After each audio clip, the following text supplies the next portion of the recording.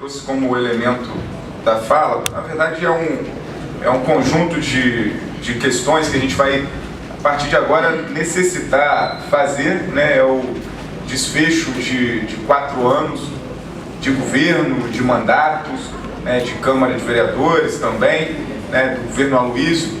Então eu queria sugerir aos vereadores e a toda a sociedade, né, que retome, né, pelo menos do último período eleitoral, o programa de governo que foi colocado nas ruas, o plano de governo, que tem todo um conjunto de propostas, de pautas, que nós precisamos avaliar agora o que avançou, o que não avançou, o que mudou, o que não mudou, né? E, na verdade, além do plano de governo, tem os elementos da disputa política que colocaram na disposição da população a vontade de mudança, a vontade de alternativa, a vontade de renovações, né? E que isso, nos discursos, estavam bem colocados, né? De que, olha, não vai ter vereador fazendo secretaria de aparelho, né, político, não vai aparelhar a secretaria, não vai haver nesse governo secretarias que não sejam técnicas e que sejam políticas. Nós vamos valorizar o técnico e vamos deixar a política para onde deve se fazer política. Vereador é eleito vereador, secretário é secretário. Então esse foi o discurso que todo mundo aqui viveu, todo mundo aqui acompanhou, alguns concordaram, alguns discordaram, mas foi o que nós vivemos há 4 anos atrás. E que, principalmente, esse plano de governo, ele diz, na verdade, porque está escrito, que é um passaporte para os próximos 10 anos, né, que a gente estava ali defendendo um programa que ia organizar a cidade para 2022, está escrito. E quando a gente avalia o cenário atual de hoje, nós podemos afirmar com muita tranquilidade que nós voltamos 20 anos atrás, né? E há 20 anos atrás, como que era o cenário político da cidade? O prefeito era Carlos Emir, o vice-prefeito Carlão, romperam politicamente, o vice-prefeito Carlão ficou sem gabinete, sem cadeira para sentar, e sentava numa cadeirinha na Rui Barbosa. E lembrando aqui do Carlos Emir, o Carlos Emir Júnior foi vereador aqui conosco, ele dizia aqui com muita firmeza, né, que ele é o Mussi autêntico, o Mussi autêntico. Então, 20 anos depois, nós estamos vendo voltar para a cúpula do governo os Mussis autênticos, que a gente não sabe de verdade se saíram, né? Hoje está sendo nomeada secretária de Cultura, dona Tânia Jardim, que eu conheço pouco na verdade, mas conheço a história política dela, que é mãe do ex-vereador aqui, Carlos Emir Júnior, suplente vereador. Então eu queria parabenizar o Carlos Emir Júnior, que nós nos enfrentamos nas ruas, eu de um lado e ele de outro lado, e agora ele mudou a posição, ou então o governo tem mudado as posições insistentemente para poder retornar ao passado e não para frente, como diz o programa de governo. E sobre o programa de governo, eu anotei algumas coisas interessantes. Para começar, porque essa avaliação vai precisar ser feita até o final do ano, independente do resultado eleitoral, né? A gente vai precisar fazer esses debates, porque ajuda a conscientizar a população, ajuda na disputa política, ajuda na tarefa pedagógica da disputa política. Eu trouxe alguns elementos aqui. O desenvolvimento social. Está escrito que ia valorizar os técnicos e que ia atuar para garantir o combate às desigualdades, fortalecendo as normas técnicas.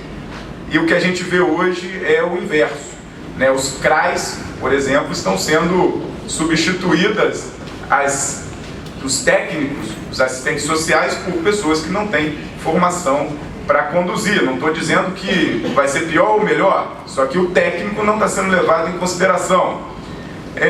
Juventude.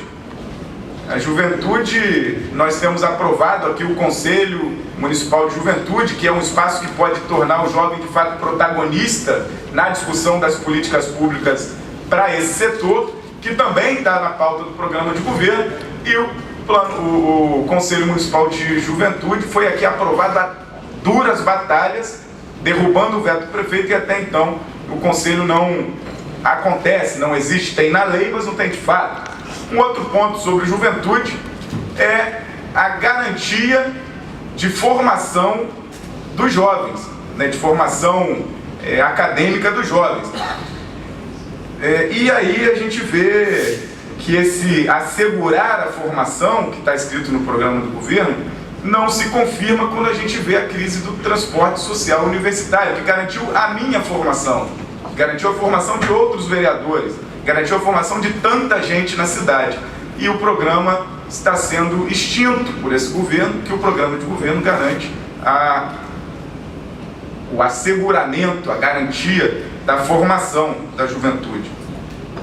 Bom, no esporte, transformar Macaé numa potência olímpica, né, e ter quadras, praças com quadras em todos os bairros, está escrito no programa de governo.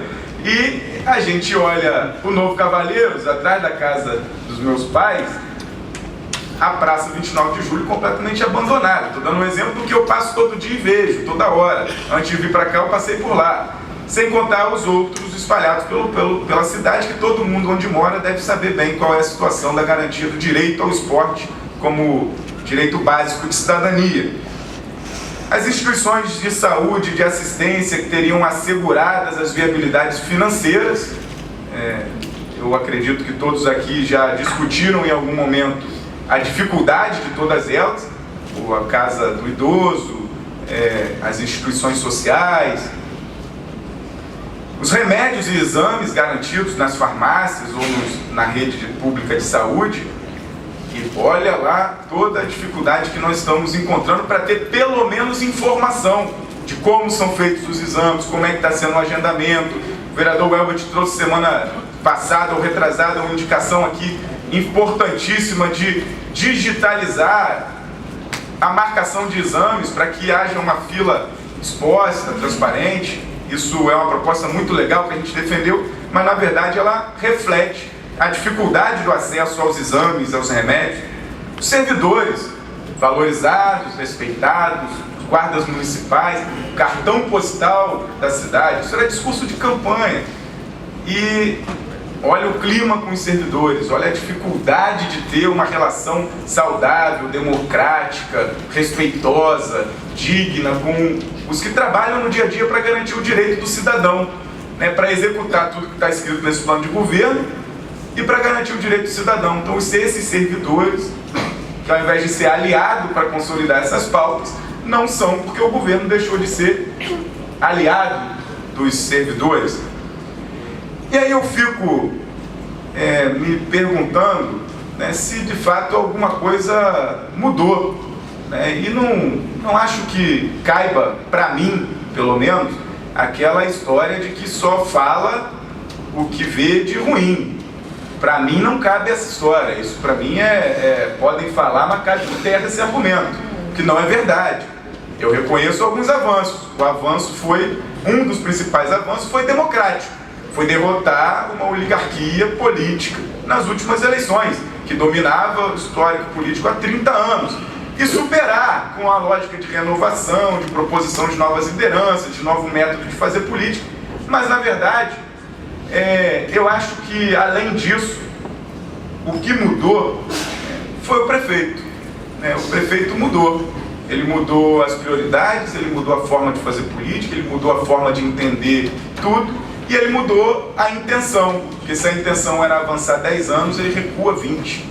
Ele recua 20 anos. E eu não estou aqui fazendo um discurso eleitoral, eu estou contextualizando a história.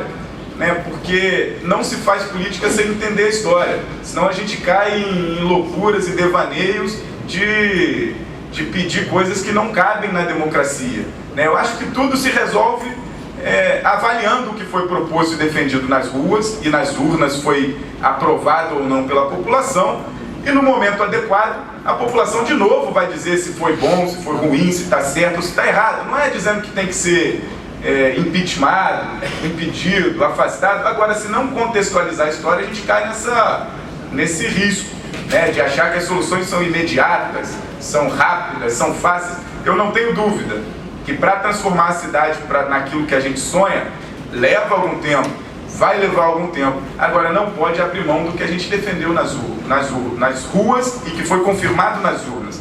E vou encerrar com novamente essa afirmação, que para mim é triste, lamentável, mas que nós vamos avaliar até o final do ano com a sociedade, de que nós voltamos 20 anos atrás e, infelizmente, quem mudou nessa história não foi o direito do cidadão garantido, não foi para uma cidade ruim, para uma cidade melhor, mas foi sim o prefeito e as suas formas de conduzir o município, e isso para nós é, infelizmente, inaceitável. Muito obrigado.